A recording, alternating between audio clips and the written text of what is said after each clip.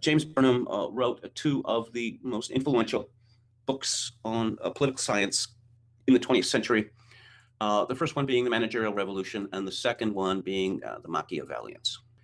And Burnham had been a communist. He'd been a leading American communist who turned against it in the 1930s. And by the late 1930s, he had rejected it completely. But you see with people whose minds are molded by Marxism that even after they reject communism, that the intellectual framework will remain. Often for the rest of a person's life. In the same way that you have people who brought up in Christianity and they reject Christianity, but the intellectual framework remains. James Burnham said that in The Managerial Revolution that the new mode of rule was going to be by managers. And I'll get to the subject of managers shortly. In The Machiavellians, he argued that the world is not ruled by men specifically or by ideas, but by elites. And essentially, what you see in political change is the substitution of one elite for another. Leviathan and Its Enemies concerns the change in the nature of political governance. That previously we were ruled by aristocrats and monarchs, and a whole political vocabulary, divine right of kings and the like, was established to justify this. The aristocrats and the monarchs were replaced by the bourgeois.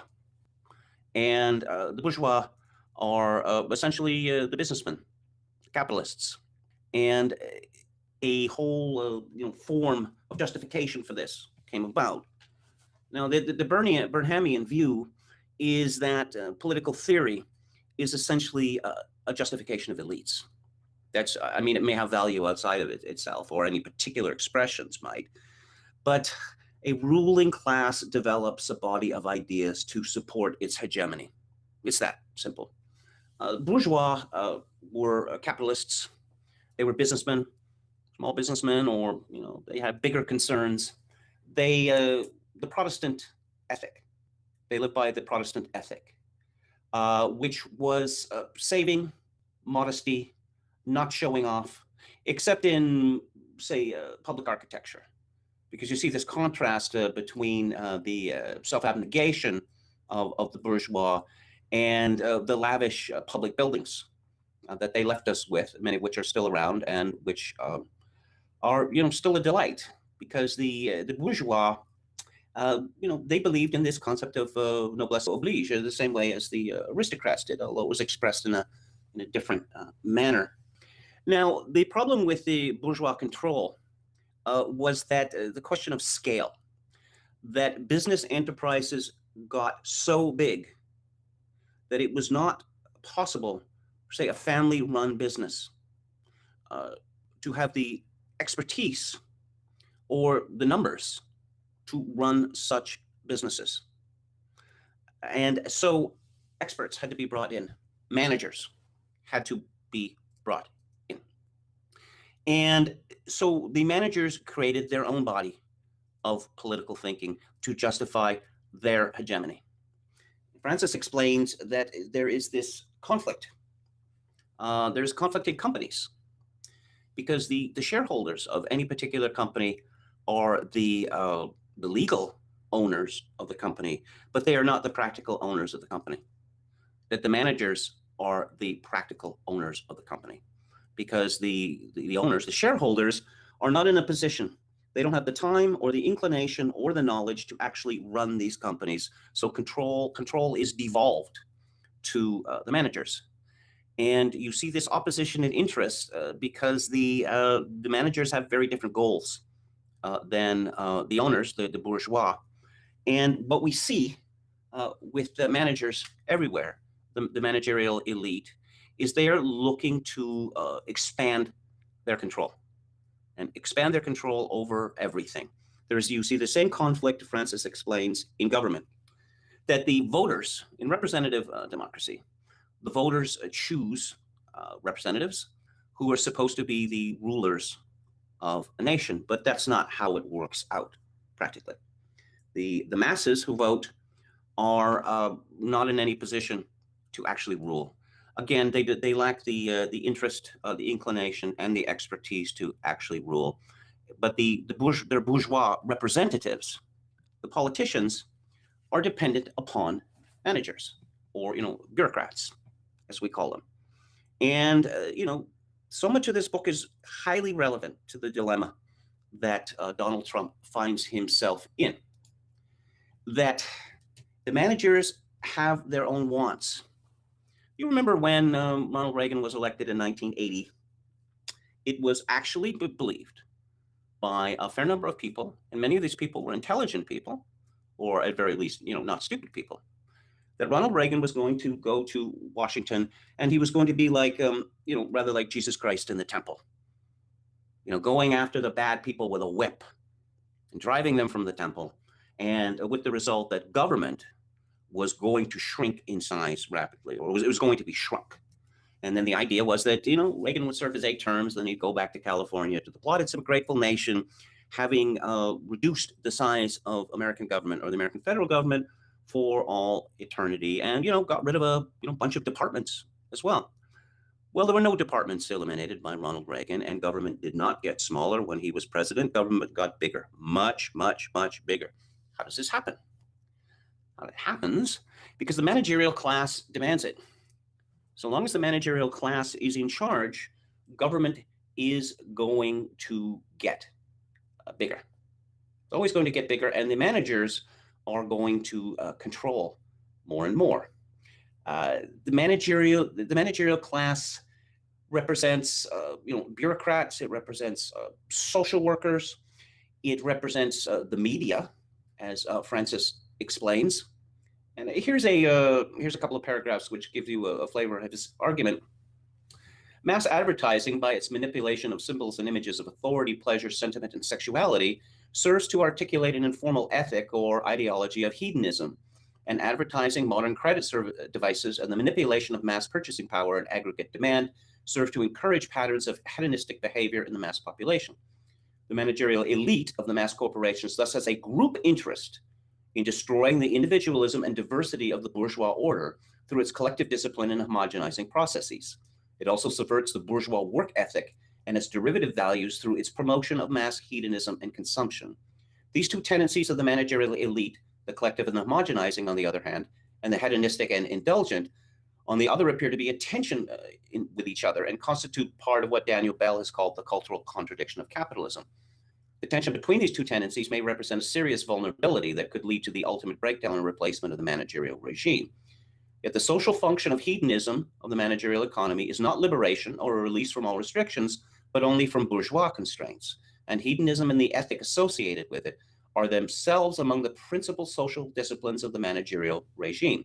A central theme of mass advertising is the desirable competition among consumers for more, newer, or improved products and services, a theme that suggests that consumption is a form of conformity and liberation, a discipline. Now, so this explains one of the frustrations that bourgeois politicians have expressed about democracy. And we remember that Mitt Romney was complaining in 2012 that 47% of Americans didn't pay tax. That's not exactly true. 47% of Americans don't pay federal tax. And his argument was that, it'd be impossible for him to win based on, how many of the people were dependent upon the federal government. Now, it is the managerial state which brings about this helplessness amongst people. And it does that to extend its power and to make people dependent upon the managers and dependent upon the state whom the managers employ. If people were self-reliant in the way that they had been, say 100 years ago, we would see very few numbers of social workers, for instance, or counselors, or therapists. It is the hedonism and the helplessness of modern man, which this is to a large extent brought about by the managers because it weakens the bourgeois class and it strengthens their own class. Now, another thing that that Francis explains that is crucial to the understanding of the position that Trump is in is, well, this idea of the deep state. And what is the deep state but the managerial class? That Donald Trump or any other leader, he may believe himself to be in charge of the government. But there are all these departments, and they all have thousands of employees. And the implementation of any policy depends upon the assent of these employees. If they do not assent, then the policies will wither and die. And we have heard just in recent weeks that such is the, how would I say, the arrogance of the managers in the White House itself, that papers are frequently removed from Trump's desk because the idea was that it would be dangerous for him to see certain papers, certain proposals. Now, the question of why Trump seems to have been incompetent or unlucky in his choice of cabinet ministers and his choice of aides, senior aides. Well, Francis explains this. There is, if political change follows from a substitution of one elite to another, this presupposes that there is an alternate elite. And he explains the process by which political change becomes institutionalized. And change becomes institutionalized when an elite is formed by people. It continues, say Trumpism could continue after Trump left, but only if the elite had come to be largely staffed by members who believed in Trumpism. Trump's problems with staffing are twofold. One, there is no alternative elite. That the managerial state controls almost every aspect of our lives in the West. And there's a very jealous God. Look at the law. Why is it that law professors all seem to say the same things? Why is it that people who hold a so-called originalist position on the U.S. Constitution keep silent? Well, the reason for that is the managerial class has determined that an originalist position on the U.S. Constitution restrains its power. And thus, the legal profession, which is one branch of managerialism, that all lawyers must be trained in the idea that the Constitution is a living document. Now, again, it's pretty easy when you think about it in terms of cause and effect. Oh, why should the Constitution be a living document? Well, one reason, and the most important reason, is that makes lawyers and judges far more important than they were previously. It gives them far more power. And as we have seen again and again during the Trump presidency, far more power than the President of the United States himself. Not just Supreme Court justices, but various justices on various circuits throughout the United States are effectively more powerful than the President himself, because they are part of the managerial state, and Trump is not part of the managerial state. Trump represents the bourgeois opposition to the managerial state. The other reason why Trump has been so incompetent, if you will, or unlucky in his choice of cabinet ministers and staffers, again, goes back to this question of elites, that with any other, if you want to look at in terms of, say, the Obama presidency, a man or a woman who was tapped for a cabinet post or a senior staffing post in the Obama presidency, that this would be seen to be an honor. That this was the sort of thing that would raise one's prestige enormously, that you put that on your resume, and this will guarantee that the rest of your life will be pleasant. It's exactly the opposite with Trump. And then we find that organizations like Antifa, which it turns out are very deeply connected to the managerial state, have determined that anyone who serves Trump in any capacity, that his or her life is going to be made a misery. And the media celebrates this. The media has celebrated this repeatedly. They have made the argument that, if Sarah Huckabee Sanders is harassed at a restaurant, or if Cruz is forced out of a restaurant, well, this is exactly what they deserve for taking such hateful positions. So you see that serving the Trump administration in any significant way is not an honor but it is a threat. It is a threat to one's future livelihood, and perhaps even to the safety. Now, the great virtue of the tradition that is represented by Burnham and St. Francis is that it is based on realism. It is based on, as Burnham said, to the world as it exists in time and space. And what you see, I mean, the great breakthrough of Burnham was, and well, he was a synthesizer drawing. If you look at Burnham, if you look at the people like Pareto and Moscow and Sorel and others, starting with Machiavelli, he was a great synthesizer. But when we look at elites, we must understand that their first goal is survival and that their second goal is expansion of their rights, their privileges, their power. That all that they say is simply a justification for the rights that they enjoy. That it is not necessary for these arguments to be true, only that they be made. Because why do we need managers? Well, we need managers, as explained earlier, because of scale. That governments and companies had got too big. But this induced helplessness that I mentioned earlier, again, this is part and parcel of the managerial regime, because government intervenes now in virtually every single thing we do. It is difficult to think of, when governments get involved in, say, questions of how big sodas can be, this is a government which has lost any constraint. And this is not an accident, because the managers seek to manage everything, and they seek to control everything. They seem to they control the schools, they control the media, they control advertising. That there is nothing that is allowed to exist outside the managerial state, except for the remnants of the old bourgeois regime, as represented, say, in the United States by President Donald Trump. And reading St. Francis, it becomes perfectly obvious as to the real reason for the hysterical and even deranged reaction of the managerial state to Trump as president, because he threatens their prerogatives. There's no other reason for this. As I explained earlier, that Trump is the peacemaker. Trump is the one who wanted to make peace with North Korea. He explained that he wanted to make peace with Russia, that he is pulling troops out of Syria, that he's drawing down troops from Afghanistan. He's made noises about America's commitment to NATO.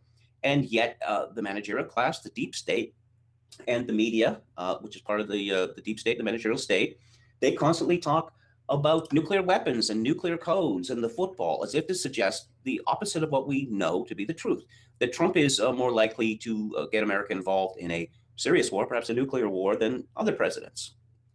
But again, understand the nature of power, and then the scales fall from your eyes. This is what we learned from Machiavelli. Don't take the words of politicians at their face value, because going on from Machiavelli, Burnham and then Francis explained that politicians' words, politicians' statements, they have a formal meaning and they have a real meaning.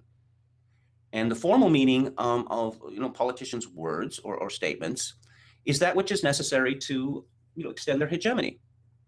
The real meaning is something else again, and this explains the problem, which enrages people to this day. Why is it that politicians say one thing when they're running for office, and then do something else, often the opposite, when they're in power? And the explanation for this is really quite simple. It isn't really that politicians are particularly wicked people. This alone does not qualify them as wicked people. It's simply that the maintenance of hegemony requires certain statements, and that if politicians were truthful in the way that we would accept truth about their intentions, they wouldn't get elected. And of course, if the managers were truthful about their desires, there's a possibility that they would be swept out of power entirely. that a manager, a bureaucrat, is liable to describe himself as a civil servant. That he lives to serve, that he lives for public service, and of course that he does as he's told. Well, as we have seen with Trump, and as we have seen with others frequently, he does not do as he is told, because it is not in the nature of a hegemonic class like the managers to accept instruction from their enemies. What's the alternative to the managerial state? Well, I suppose the alternative, this would depend on the replacing of the elite, the different elite, and this is a really daunting project, because if the president of the United States can't get the best people, or can't get people who believe in what he does, then it doesn't look like that progress can be made. Burnham was very gloomy about this. That he thought that he talked about Bonapartism.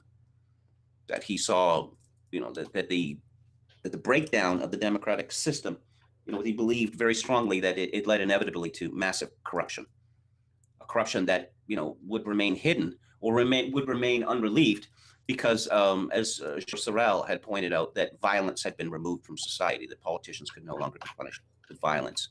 So he thought, that increasingly the democratic countries would turn to the man on the white horse. And Trump is clearly, to a large extent, a man on a white horse, because it's not just that he stands outside the consensus, the elite consensus, but that he is seen to be something of a savior by his supporters. And, he's a very unlikely choice.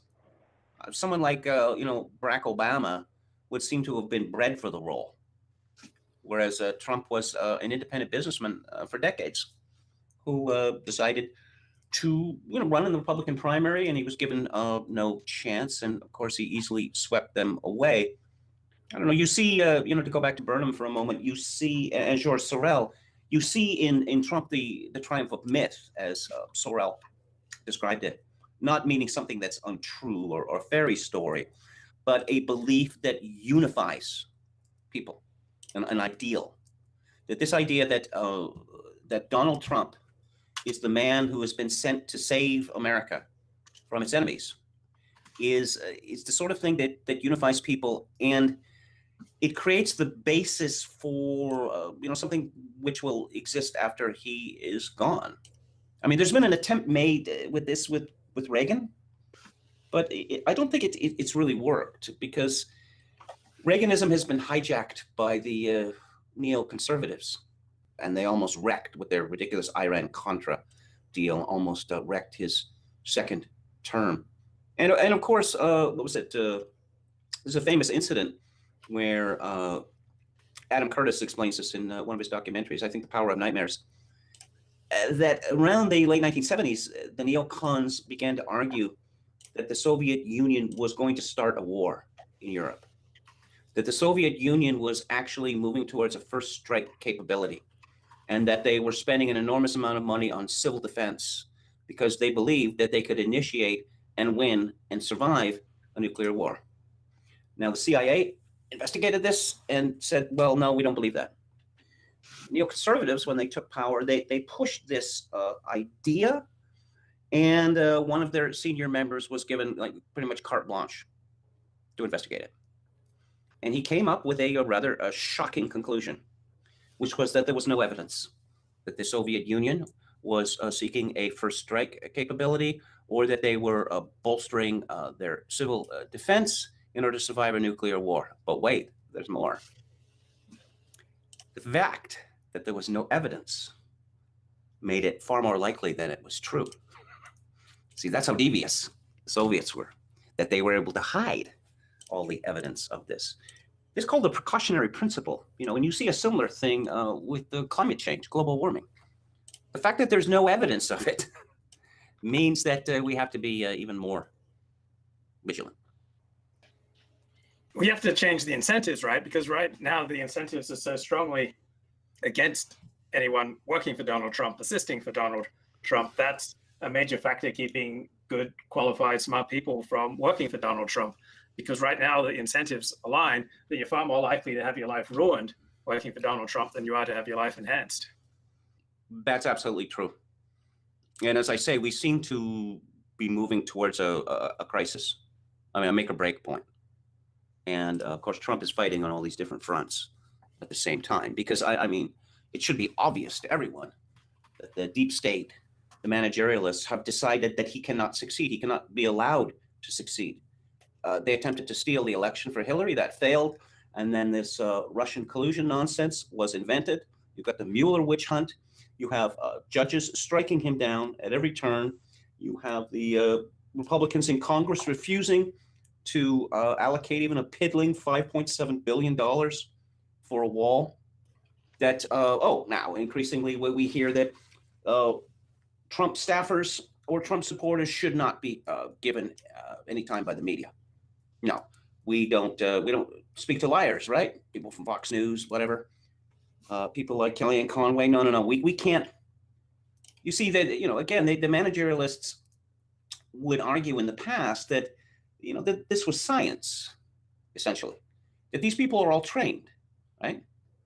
That they go to schools. They go to business schools, or they go to schools of social science, where they receive expert training, the training that's necessary to run large corporations or governments.